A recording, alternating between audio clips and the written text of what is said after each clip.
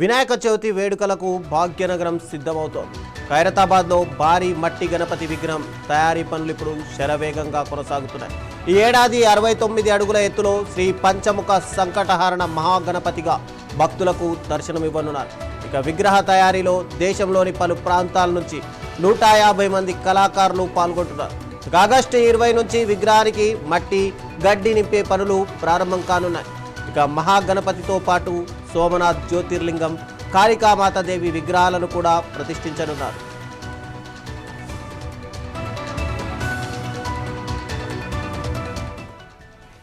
ఇక ఇదే అంశానికి సంబంధించి మరింత సమాచారం మా ప్రతినిధి ప్రశాంత్ అందిస్తారు. ప్రశాంత్, చెప్పండి, ముఖ్యంగా భాగ్యనగరంలో మహాగణపతులు అంటే ముందుగా మనకు గుర్తొచ్చేది ఖైరతాబాద్, తర్వాత బాలాపూర్ మహాగణపతి. అయితే ఖైరతాబాద్ వినాయకుని చూస్తే కనుక అటు హైట్లో కానీ అటు భక్తి శ్రద్ధలతో విషయంలో కూడా దేశం నలుమూలల నుంచి కూడా చాలామంది భక్తులు ఇక్కడికి వచ్చి దర్శనం చేసుకుంటారు. అయితే ఈసారి మహాగణపతి రూపం ఎలా ఉండబోతుంది, దానిపైన అక్కడ కమిటీ సభ్యులు ఏమంటున్నారు అసలు? Thank you Ravichandra.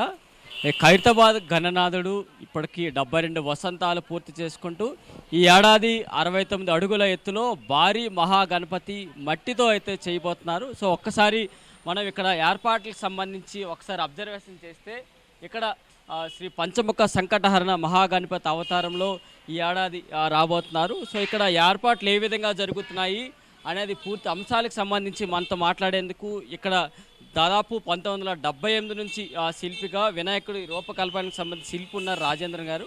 సరే, ఏంటి ఈ వినాయకుడి తాలూకా ఈ ఏడాది ఎలా రాబోతున్నారు? సో రావడానికి గల కొన్ని రీజన్స్ ఏమి ఉంటాయి కదా? సో ఈ సంవత్సరం ఎప్పటిలాగానే సిద్ధాంతి విఠల్ శర్మ గారు, గౌరవపట్ల విఠల్ శర్మ గారి దగ్గర అడగడం జరిగింది. ఆయన పంచాంగం చూసి ఈ సంవత్సరం పంచముఖ సంకటహర మహాగణపతి రూపంలో చేయండి, అన్నీ మంచి జరుగుతుంది, దేశాల వయసుగా ప్రతి ఒక్క ప్రపంచం వయసుగా అన్నీ బాగుంటుంది అని చెప్పడం జరిగింది. దాన్ని బట్టి డిజైన్ చేసి ఆయనకి చూపించి ఆయన ఓకే అనే తర్వాత రిలీజ్ చేయడం జరిగింది. ఈ రేపటితో ఈ వినాయకుల్లో వెల్డింగ్ వర్క్ పూర్తి అవుతుంది. ఎల్లుండి నుంచి మట్టి వర్క్ కూడా మొదలవుతుంది. ఎప్పటిలాగానే వారం ముందు ఈ వినాయకుడిని రెడీ చేయడానికి కావాల్సిన ఏర్పాటు చేసుకుంటా ఎవ్రీ టీం కూడా రేపు చెన్నై టీము, ఒరిస్సా టీం దిగుతున్నారు. అలాగే రోజుకు మహారాష్ట్ర టీం, అలాగే బెంగాల్, బీహార్ టీం కూడా అందరూ వాళ్ళ పని దగ్గరకు రావడం జరుగుతుంది. అలాగే ఫస్ట్ నుంచి పెయింటింగ్ టీం కూడా దిగుతారు. వారం ముందు ఈ వినాయకుని అందజేయడానికి కావాల్సిన ఏర్పాటు చేస్తున్నాం. ఎక్కడెక్కడి నుంచి కళాకారులు రాబోతున్నారు? సో చెన్నై నుంచి మీ టీం ఎంతమంది రాబోతున్నారు? ఒరిస్సా నుంచి కావచ్చు, అలాగే ఆంధ్ర నుంచి కావచ్చు, ఎవరెవరు ఎంతమంది వచ్చి ఈ తక్కువ సమయం ఉంది కాబట్టి ఏ విధంగా జరగబోతుంది? మీరు చూసినట్టయితే ఇప్పటిదాకా ఈ షెడ్ వర్క్ అంతా చేసిన వాళ్ళు, ఆదిలాబాద్ సంధించిన వాళ్ళు షెడ్ వర్క్ కానివ్వండి, జాలీ కట్టి వర్క్ కానివ్వండి, ప్రతి ఒక్కటి వాళ్ళు చేస్తారు. అలాగే వెల్డర్ టీం ఆంధ్ర మచిలీపట్నం నుంచి వస్తారు. వాళ్ళు కూడా రేపటితో ఈ వినాయకుడిని వెల్డింగ్ వర్క్ పూర్తి చేయడం జరుగుతుంది. రేపు ఒరిస్సా అండ్ తమిళనాడు టీము దిగుతున్నారు. వాళ్ళు రేపటి నుంచి క్లే వర్క్ మొదలు పెడతారు. రేపు మొత్తం రెడీ చేసుకుంటారు. ఎల్లుండి నుంచి క్లే వర్క్ మొదలవుతుంది. అలాగే క్లే వర్క్ అయ్యేటప్పటికీ పైన లేయర్ ఎక్కించే వాళ్ళు మహారాష్ట్ర టీం దిగుతారు. తర్వాత ఫినిషింగ్ బీహార్, బెంగాల్ టీం ఫినిషింగ్కి దిగుతారు.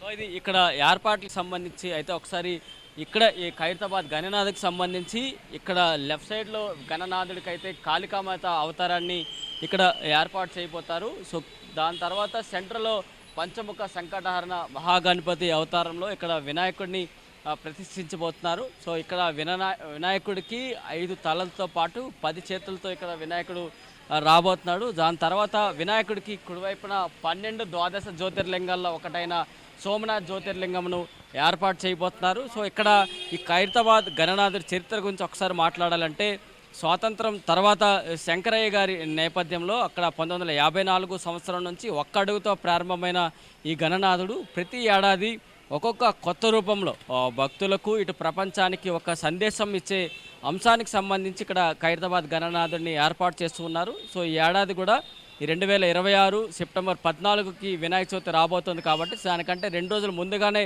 ఈ వినాయకుడు భక్తులకు దర్శనమిచ్చేందుకు సిద్ధమైతే కాబోతున్నాడు. సో దీనికి సంబంధించి భాగ్యనగర్ ఉత్సవ కమిటీతో పాటు ఇటు ఖైరతాబాద్ ఉత్సవ కమిటీ అన్ని రకాల ఏర్పాట్లు చేసుకుంటూ వచ్చే భక్తులకు లక్షలాదిగా భక్తులు వస్తారు కాబట్టి వారందరికి సంబంధించి కూడా పూర్తి ఏర్పాట్లు చేసుకుంటూ వెళ్తున్నారంటూ కూడా కమిటీ సభ్యులు అయితే తెలపడం అయితే జరిపింది రవిచంద్ర.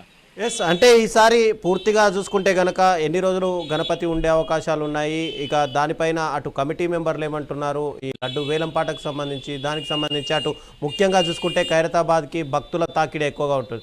దానికి సంబంధించి ప్రతిసారి చిన్న చిన్న ఏవో గొడవలు జరుగుతూనే ఉంటాయి. దానికి సంబంధించి ఈసారి ఎలాంటి ఏర్పాట్లు చేయబోతున్నట్టుగా తెలుస్తుంది. అయితే ఈ ఏడాది మాత్రం ఇప్పుడే వినాయకుడికి సంబంధించి దీక్షకు సంబంధించి పండితులు కూడా మాట్లాడడం అయితే జరిగింది.